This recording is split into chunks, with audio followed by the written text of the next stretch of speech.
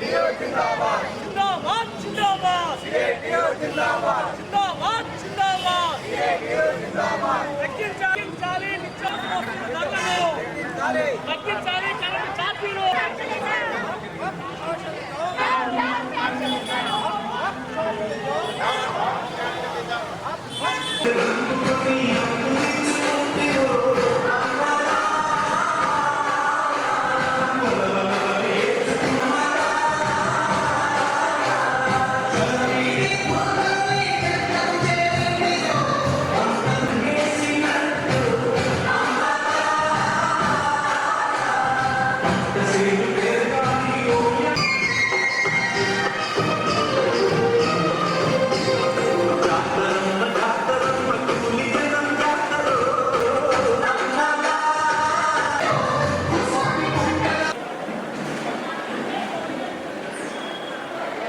అందరూ కూడా ప్రారంభమవుతుంది కాబట్టి అందరూ కూడా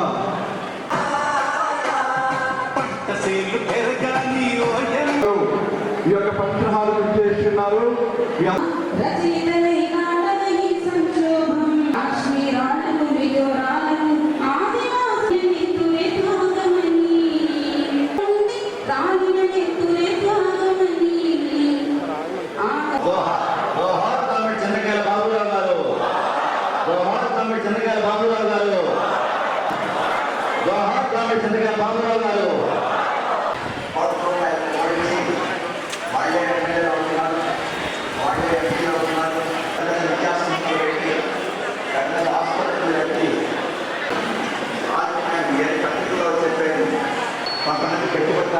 ఎలా జరిగాయంటే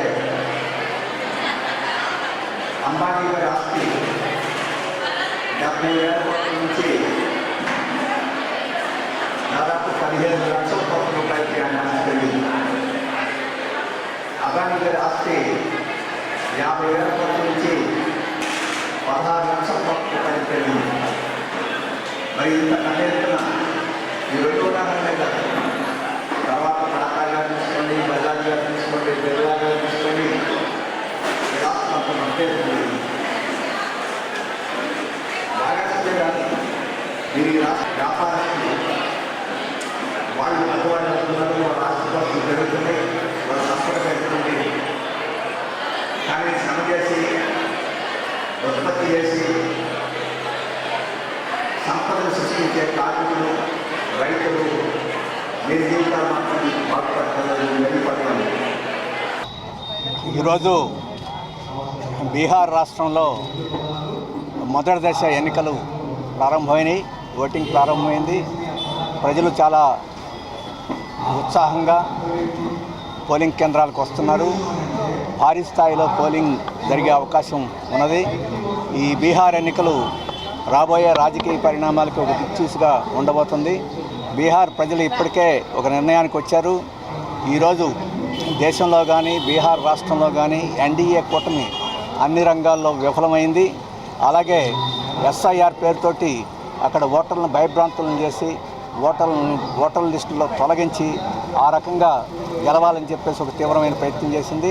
ఈ ప్రయత్నాన్ని ప్రజలు అర్థం చేసుకున్నారు, దాన్ని తిప్పికొట్టారు. ఆఖరికి సుప్రీంకోర్టు కూడా ఆధార్ కార్డును కూడా తీసుకోమని చెప్పేసి దాని ఆధారంగానే ఓటర్ లిస్టును ఫైనలైజ్ చేయమని చెప్పడం ద్వారా ఈరోజు ప్రజలు ఒకవైపున తీవ్రమైన ఆగ్రహానికి గురయ్యారు. తమ హక్కును సాధించుకునేదానికి ఈ కాలంలో ప్రయత్నం చేశారు. ఆ రకంగా బీజేపీ యొక్క ఎన్డీఏ యొక్క కుట్ర ఎన్నికలకు ముందే భగ్నమైంది. ఈరోజు ఎన్నికల్లో తమ యొక్క తీర్పు ద్వారా తగిన బుద్ధి ఎన్డీఏకి చెప్పే అవకాశం ఉంది. ఈరోజు పరిణామాలు, ప్రజల యొక్క పార్టిసిపేషను, ర్యాలీల్లో వాళ్ళు వస్తున్న తీరు ఇవన్నీ చూస్తే ఖచ్చితంగా శృంగభంగం జరుగుద్ది ఎన్డీఏకి అని చెప్పేసి మేము భావిస్తున్నాం. అలాగే ఈ సందర్భంలో ఎగ్జిట్ పోల్స్ కాదు, ఒపీనియన్ పోల్స్ పేరుతోటి ఈరోజు పెద్ద ప్రచారం జరుగుతుంది. ఈరోజు కార్పొరేట్ మీడియా అలాగే బీజేపీ నేతలు వాళ్ళందరూ తమకే అనుకూలంగా ఈరోజు వస్తున్నట్టు వాళ్ళు ఎగ్జిట్ పోల్ వాటన్నిటిని చేస్తున్నారు. అవన్నీ కృత్రిమంగా సృష్టించి ప్రజల మీద వదులుతున్నారు. ఈరోజు ప్రజల నాడికి ఆ ఒపీనియన్ పోల్స్కి ఎక్కడ సంబంధం లేదు. ఎలక్షన్ దగ్గరకు వచ్చే కొంది కసిగా ఈరోజు ప్రజలు ఎన్డీఏకి వ్యతిరేకంగా వ్యవహరిస్తున్నారని చెప్పేసి మాకు వస్తున్న సమాచారం. ఎగ్జిట్ పోల్స్ చాలా సందర్భాల్లో కరెక్ట్గా ఉండొచ్చు, అనేక సందర్భాల్లో తప్పుగా కూడా ఉన్నాయి. దాన్ని మనం ప్రమాణంగా తీసుకోవాల్సిన అవసరం లేదు. క్షేత్రస్థాయిలో ప్రజల యొక్క నాడినే ప్రమాణంగా తీసుకోవాలి. ఈరోజు ఆ రకంగా ప్రజల స్పందన ఈరోజు మహాగఠబంధన్కి అనుకూలంగా, ఎన్డీఏకి వ్యతిరేకంగా ఉందని చాలా ఉన్నారు. ఏనాడు కేంద్ర ప్రభుత్వం ఈ రాష్ట్రానికి, ఈ దేశానికి ప్రమాదకరమైన నిర్ణయాలు చేస్తే దాన్ని ప్రతిఘటించి, ఒకవేళ ప్రతిఘటించకపోయినా దాన్ని అంగీకరించిన పరిస్థితి ఎప్పుడు ఉన్నది. ఎన్టీ రామారావు అయితే ప్రతిఘటనకు నాయకత్వమే వహించాడు. అటువంటి చరిత్ర కలిగిన ఈ రాష్ట్రాన్ని ఈరోజు తెలుగుదేశం, జనసేన చేగువేర బొమ్మ పెట్టుకుంటాడు, చంద్రబాబు నాయుడు ఏమో ఎన్టీ రామారావు బొమ్మ పెట్టుకుంటారు. వీళ్ళిద్దరూ గొప్ప వీరులు, ఫైటింగ్ ఫోర్సెస్. వాళ్ళకు పూర్తి అవమానకరంగా ఈరోజు ఈ ప్రభుత్వం బీజేపీకి, ఎన్డీఏకి ఊడిగం చేసే పరిస్థితి ఉన్నది. వాళ్ళు అవమానం చేసినా పట్టించుకునే పరిస్థితి ఉంది. ఈరోజు రాబోయే కాలంలో విద్యుత్ సంస్కరణల పేరుతో దేశంలో ఒక పెద్ద ప్రమాదం రాబోతుంది. వింటర్ సెషన్లో విద్యుత్ అమెండ్మెంట్స్ని 2003 చట్టానికి తీసుకొస్తున్నారు. దాంతో మొత్తం రైతాంగం యొక్క ఫ్రీ పవర్కి, అలాగే విద్యాలయాలు, ఆసుపత్రులు, అలాగే దిగువ తరగతి కన్స్యూమర్స్కి వీళ్ళందరికీ తీవ్రమైన దెబ్బ తగలబోతుంది, క్రాస్ సబ్సిడీ పోతుంది. దానికి ఈరోజు ఇక్కడ కూటమి ప్రభుత్వం మద్దతుగా నిలుస్తుంది. దానికి ప్రతిఘటన చేయాల్సింది గమనించి ఇటువంటివి అనేక నిర్ణయాలని ఈరోజు తలొప్పుతుంది. ఇది మంచిది కాదని చెప్పేసి మేము ఇక్కడ ప్రభుత్వానికి చెప్తున్నాం. ప్రజల తరఫున నిలబడండి. ఈ ప్రభుత్వం మంచిదైతే స్వీకరించండి. అనేక సందర్భాల్లో నష్టాలు చేస్తుంది కాబట్టి వాస్తవంగా ఆంధ్రప్రదేశ్కి చేసిన వాగ్దానాలు కూడా ఏవి అమలు జరపలేదు. ఈరోజు పోలవరం పరిస్థితి మనం చూస్తున్నాం. అమరావతికి మోడీ గారు చేస్తుంది. సింగపూర్ చుట్టూ తిరుగుతున్నాడు ముఖ్యమంత్రి గారు. వాగ్దానం చేసింది మోడీ, అలాగే బీజేపీ చేసింది రాజధాని గట్టి పెడతామని, పోలవరం గట్టి పెడతామని.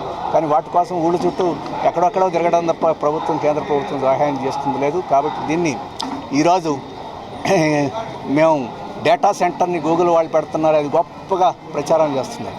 డేటా సెంటర్ పెట్టడం మంచిదే, గూగుల్ వాళ్ళు రావడం కూడా మనం ఏమి అభ్యంతరం పెట్టక్కర్లేదు. కానీ దానివల్ల ఈ రాష్ట్రానికి ఏదో ఒరిగిపోతుందని, ఎంతోమందికి ఉపాధి వస్తుందని చెప్పేసి ఆ రకంగా చెప్పడం మాత్రం అర్ధరహితం. ఈరోజు గూగుల్లో 300 మంది ఉద్యోగులు ఉంటారు, అంతకన్నా ఎక్కువ రారు. ఆ 300 ఉద్యోగాల కోసం ఇంత అట్టాసం చేయాల్సిన అవసరం లేదు లోకేష్ గారు, చంద్రబాబు నాయుడు గారు.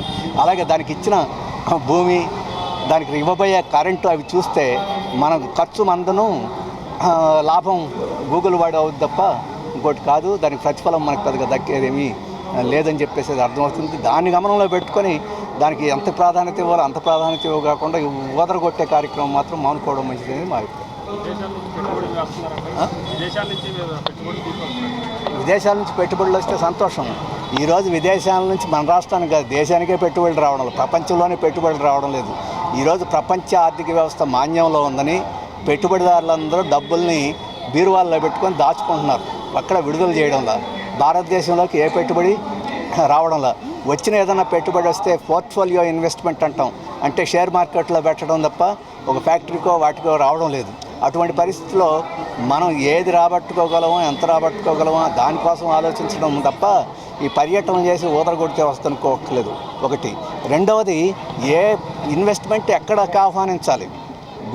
గూగుల్ డేటా సెంటర్కి ఆహ్వానించాలా, లేకపోతే ఒక బట్టల పరిశ్రమకో, ఒక చెప్పుల పరిశ్రమకో, లేకపోతే ఇతర ఉపాధిని సృష్టించే రంగాలకో మనం వస్తే వేల మందికి ఉపాధి వస్తుంది, ఉపయోగం.